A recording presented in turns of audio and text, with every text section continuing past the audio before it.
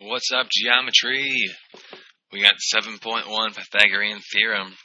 Okay, you guys have probably done something like this before, but we're really going to get after it hard here in this chapter, chapter 7, with this Pythagorean theorem. It's going to play a big role all chapter long. Okay, so there it is, Pythagorean theorem. Okay, you probably noticed a squared plus b squared equals c squared works with right triangles. Okay, the big thing you're going to want to have in your notes is this picture with the little formula underneath. Okay, A and B, they are the legs of the triangle that make the right angle, and they are interchangeable. Okay, usually you go A is the short one, B is the longer leg or the medium one for the whole triangle. But if you mess up A and B, because sometimes they're pretty close together and it's tough to tell, if you mess up A and B, it does not matter. The one that you absolutely have to have in the right spot every time is going to be C. And that's going to be easy to do because it's always across from the right angle. Okay, it's always across from the right angle. Don't always think that it's going to be diagonal. Okay, don't always think it's going to be diagonal because they could rotate that baby around. Alright, they could rotate that over so that the hypotenuse is on the bottom and laying flat like that. Okay, so don't always think, oh, it's the diagonal one's going to be C. It's not. Think about the one always across from the right angle. Okay? Alright, let's work on some problems here. We're going to do number 2 first, and then we'll go back to number 1. Number 2. Okay, we got 5x and 10. Okay, the most important one is C. Which one's going to be C? Across from the right angle, C squared is going to be 10.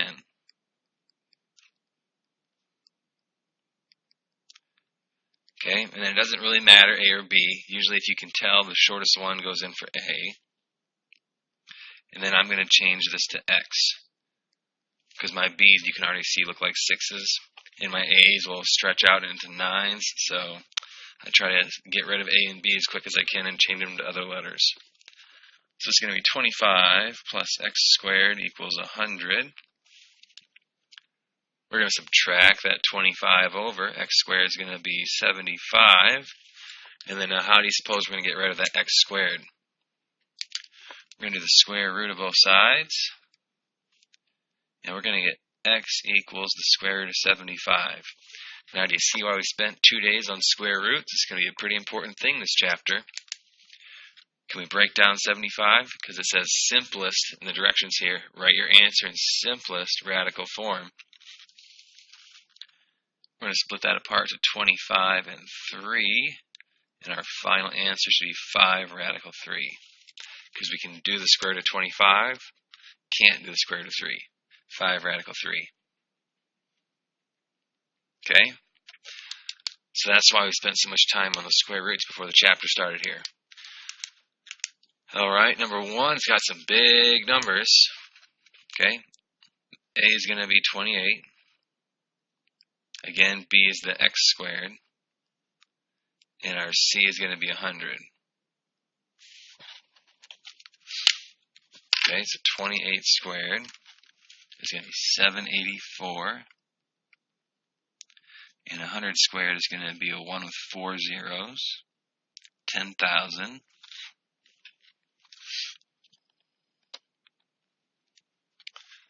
Subtract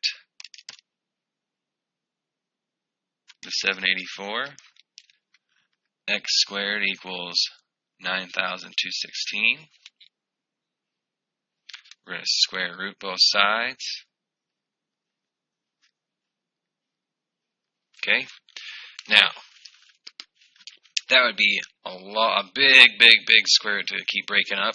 A lot of the times when it's like that, a super big square root number, okay, it's going to come out as a perfect square. And we do get 96. Okay, let's look at how to type that in on your calculator. Let me get one here, scientific one. Okay.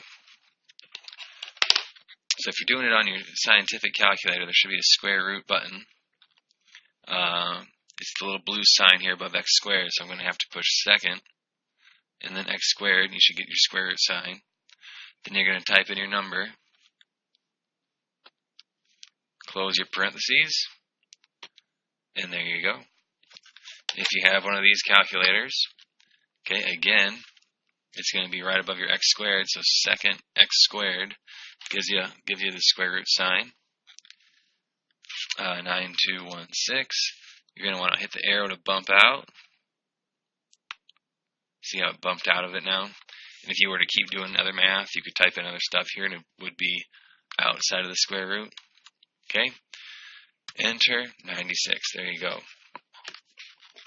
So if it works out nice, go ahead and write it down. If it doesn't work out nice, then you have to reduce the radical as best as you can. Okay? Then we have things called Pythagorean triples. Typo here, there's only one p in triples. Okay, a set of three positive integers that work out perfectly in the Pythagorean theorem. That's going to be a Pythagorean triple. The most simplest one here, 3 squared plus 4 squared equals 5 squared. 3 squared was 9, 4 squared is 16, 5 squared is 25. 9 plus 16 would equal 25, yes. Okay, the important part about these is that they are time savers. Okay, if you saw a problem like this, 5, 4, and x, okay, you're going to recognize this is a Pythagorean triple of 3, 4, 5. So I know this side's got to be 3. It's going to save you time of not going through the formula and solving. Okay, and I would say maybe today you'll recognize 3, 4, 5, or maybe 6, 8, 10. And then as we get going, and these happen a few times, and you actually go through all the work, and like you get 5, like, oh man, that was a perfect Pythagorean triple, I should have known that. Then you'll start remembering things, and it'll save you time as you go through the chapter. Cool thing about Pythagorean triples is that once you know one, like 3, 4, 5, okay, if you multiply all those numbers by the same thing, you have another triple. So if I multiply them all by 2, 6, 8, 10. That would be another Pythagorean triple to look for. Or times 3, 9, 12, 15. Or times 4, or times 5. Okay, so be on the lookout for multiples of them too.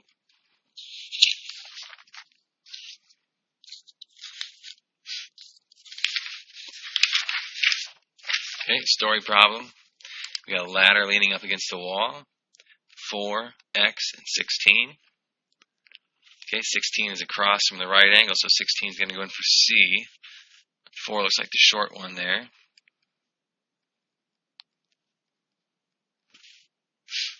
So we're going to have 16 plus x squared equals 256. We're going to subtract.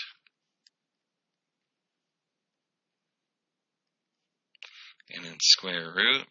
Can we break it down? You bet. Okay. Alright. So we have 240. Cut that in half. That's 120. 120 was not a perfect square. Let's see what the first one that does go in there. 120 divided by, let's see. Next one down would be 100. No, 240. Divided by 100. Probably not going to come out nice. 2.4. Nope. 240, next one down would be 81. Nope. 8 times 8, 64. Close, but no. Divided by 49, probably not that one. Maybe 36. Not going to be 25, how about 16? Hooray, 16 and 15.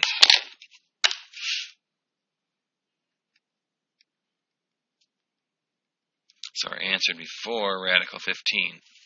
Okay, but we did some extra work there we didn't need to do. Okay, read those directions. Approximately. This is a huge one. Approximately. That means we can just type it in and do a decimal. That was good practice here on reducing radicals. So I could do the square root of 240. 14.49. 15.49. Okay. So if it says approximately, that's when we can type it into the calculator and round it.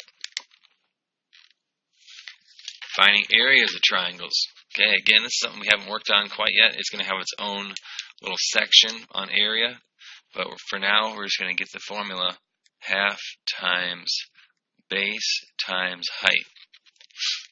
And with right triangles, you're looking for the right angle box. That's telling you what numbers to multiply. Okay, so let's look at number 2 first. I need this side. Okay, that's going to be part of it. See, 7 and this one make the right angle box, so I need to know the side. So guess what we get to do? Pythagorean theorem. Okay, so we have 49 plus x squared equals 100. Subtract that 49 over. Alright. So we're going to leave that 51 in the square root sign for now. You got to read your directions on your homework. It'll tell you whether you can approximate or whether it wants an exact. Okay, so if it wants an exact, we're just going to leave that as is and put it in the formula. Half times square root of 51 times 7. So my final answer would be 7 square root of 51 all over 2. 2 is on the bottom, those 2 on the top. Normally put your regular number in the front and the square root number at the back. So that's why I flip-flop those 2. Okay? If it wanted an approximate answer, now you could type that in and round it off. 7 times square root 51. And then I'd probably just hit enter there. And while that's still up on the calculator, hit divide by 2. And we'll have 24.9949995, which would round to about 25 square feet. Okay? Exact, rounded. You're going to have a few of these on your homework. Okay, we have an isosceles triangle. When we draw this altitude or the height down the middle, it's going to cut it in half. So I'm going to have a little mini triangle. Looks like that with a 39. My x that I want to get over here, and then it's going to be 36. 39x 36. Do you see something? Don't worry if you don't. I'm only seeing it because I've taught this 100 times. Okay, I can divide these by 3. That would be a 13. This is a 12. And let's flip it on back over. 5, 12, 13. That's one of our Pythagorean triples. Okay, so this is times 3. So if this is a 5, 12, 13 times 3, that means that x is going to be 15. So that just saved me all the time of going through the square roots. Okay, so area equals half times base times height. So we're going to have half times, now the base is the whole base, so it's going to be 72 again, times 15.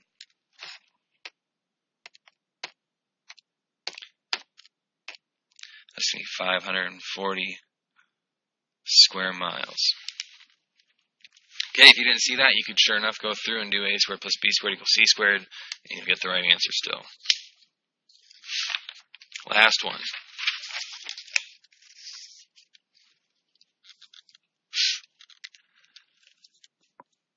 Okay, we want to find the perimeter of the field. Perimeter of the field is distance around.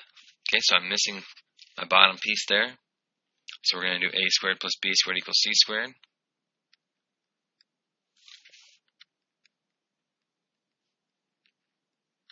Okay, if you don't want to type in a bunch of big numbers on your calculator, you know what's going to happen. You're going to subtract that one over. So you could just type it in just like that on your calculator. 80 squared minus 35 squared. Instead of getting what 80 squared is, big number, getting what 35 squared is, big number, and then subtracting. 5,175. Okay, we're going to square root 175. It doesn't say whether to go with exact or not. This is a really big number, so I'm going to assume that we're just supposed to square root it and round. Otherwise, we'd be spending forever trying to break that one down. So the square root of 5175 is going to be 71.94.